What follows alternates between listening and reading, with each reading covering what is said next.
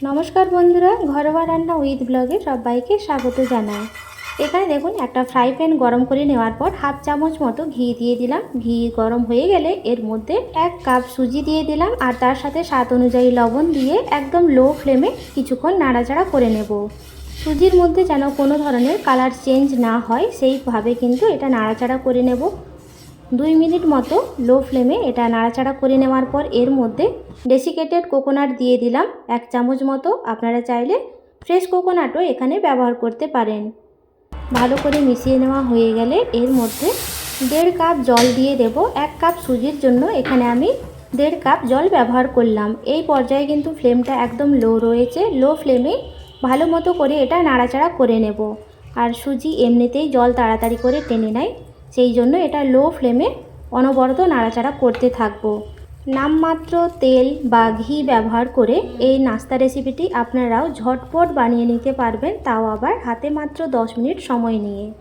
আজকের এই নাস্তা রেসিপিটি আপনাদের ভালো লাগলে অবশ্যই একটা লাইক দিয়ে কমেন্টে জানাবেন। আর এই পর্যায়ে দেখুন সুজি খুব সুন্দরভাবে একটা ডোয়ের মতো হয়ে গিয়েছে। এটা এবার নামিয়ে নেব। একটা পাত্রের মধ্যে নামিয়ে নেওয়ার পর স্প্যাচুলার সাহায্যে এভাবে ছড়িয়ে দিচ্ছি যেন ঠান্ডা হয়ে যায় খুব সুন্দরভাবে। হালকা গরম থাকা অবস্থাতেই এটা এবার মেখে নিতে হবে। 2 থেকে 3 মিনিট সময় নিয়ে এটা মেখে নিতে হবে।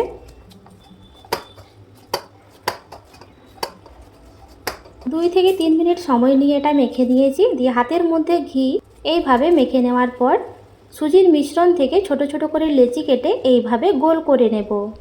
এতটা কম সময়ে এই নাস্তা রেসিপিটি বানিয়ে নেওয়া যায় তা আপনারা না বানালে বুঝতেই পারবেন না। আর এতটাই টেস্টি হয় এই নাস্তা রেসিপি। এখানে দেখুন সমস্ত সুজির মিশ্রণ থেকে বানিয়ে নিয়েছি। দিয়ে এগুলো এবার একটা ছিদ্রযুক্ত থালা নিয়েছি, এর মধ্যে তেল ব্রাশ করে দিয়েছি। রেডি করে রাখা সুজির বলসগুলো এখানে দিয়ে দিলাম। দিয়ে দেওয়ার পর ভালো মতো করে ছড়িয়ে দিচ্ছি। ছড়িয়ে দেওয়ার পর এগুলো স্টিম করে নেব। তার জন্য আগে থেকে কড়াইয়ের মধ্যে জল গরম হতে বসিয়ে দিয়েছি। জল খুব সুন্দরভাবে গরম হয়ে গিয়েছে। ছিদ্রযুক্ত থালাটি বসিয়ে দিলাম। বসিয়ে দেওয়ার পর মিডিয়াম টু লো ফ্লেমে 5 থেকে 6 মিনিটের জন্য এটা স্টিম করে নেব। 5 থেকে 6 মিনিট পর ঢাকনা সরিয়ে দিচ্ছি আর এই পাত্রটি নামিয়ে ঠান্ডা করে নেব। আর অপর দিকে একটা ফ্রাই প্যান গরম হতে বসিয়ে দিলাম, তাতে হাফ চামচ মতো ঘি দিয়ে দিলাম। ঘি দিয়ে দেওয়ার পর এর মধ্যে গোটা জিরা, গোটা সর্ষে, গ্রেট করে রাখা আদা আর কাঁচা লঙ্কা কুচি দিলাম। ঝালের পরিমাণ আপনারা বাড়িয়ে বা কমিয়ে নিতে পারেন।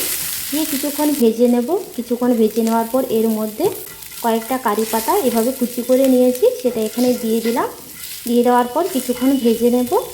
কিছুক্ষণ ভেজে নেওয়ার পর এর মধ্যে সুজির বলসগুলো এখানে দিয়ে দেব।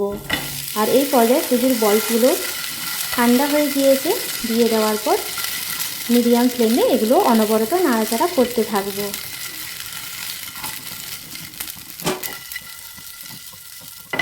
এরপর এর মধ্যে দিয়ে দিচ্ছি ম্যাগি মশলা। আপনারা চাইলে এখানে কাশ্মীরি লঙ্কার গুঁড়োও ব্যবহার করতে পারেন। ম্যাগি মশলা দিয়ে দেওয়ার পর তার সাথে 1 চামচ টমেটো কেচাপ দিয়ে ভালো করে এইভাবে নাড়িয়ে নিচ্ছি। সুজির বলসগুলোর মধ্যে ম্যাগি মশলা আর টমেটো কেচাপ খুব সুন্দরভাবে মিশে গেলে গ্যাসের ফ্লেম অফ করে দেব। দিয়ে একটা পাত্রের মধ্যে নামিয়ে নিচ্ছি। এই নাস্তা রেসিপিটি আপনারা বাচ্চাদের টিফিন বক্সেও দিয়ে দিতে পারেন। খুবই কম সময়ে বানিয়ে নেওয়া যায়। আজকের এই রেসিপিটি আপনাদের ভালো লাগলে অবশ্যই একটা লাইক দিয়ে কমেন্টে জানাবেন। আজ তাহলে এই পর্যন্ত। দেখা হবে নতুন একটা রেসিপি নিয়ে। সবাই ভালো থাকবেন, সুস্থ থাকবেন।